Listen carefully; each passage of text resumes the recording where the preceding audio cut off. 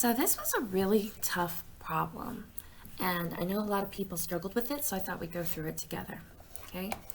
When you see a problem like this, where it's got a top and a bottom, you have to make sure that you simplify the top first, and then the bottom, and then once you're done simplifying each of those individually, then you can divide, okay? So let's take a look at how we would do that. I'm going to start by rewriting the problem really quick. All right, 5 squared, let me change this a little, 5 squared, and that means multiplied by itself, minus 4 divided by 3 times 5 minus 8. Anytime you see that a problem has a top and a bottom portion like this, you have to solve each part of it as if it were in parentheses. So if I start with the top parentheses, 5 squared. For those of you that don't remember, this little number on the top is called an exponent, okay? So 5 squared, the square tells us how many times you're going to multiply it by itself. 5 squared is like you're making a square with the sides of 5, right? A square, 5 times 5.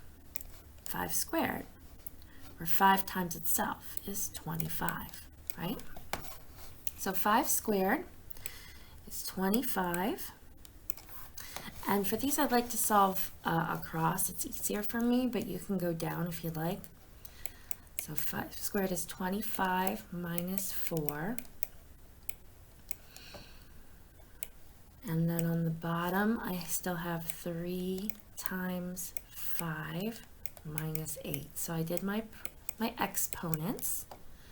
Now I do multiplication division. There's no multiplication division in the top, but there is multiplication in the bottom, isn't there? So I need to do that. Here's the multiplication. So 3 times 5 is 15. So I bring that over. I'm going to have my line. 15 is on the bottom with a minus 8. And then I have 25 minus 4 on top. I'm running out of space, so I'm going to bring it down here for my next one. Sorry about that.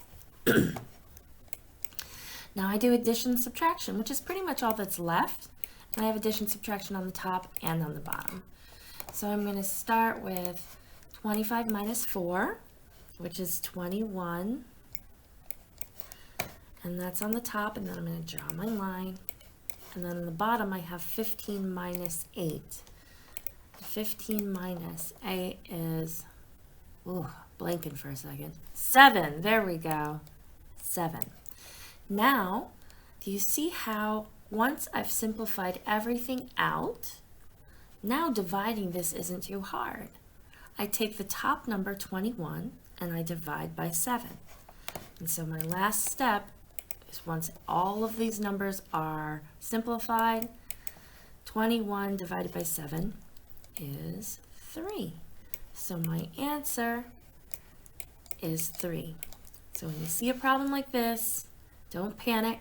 Solve the top, solve the bottom using order of operations, and then at the end, when you have one number on top of another number, then you can divide.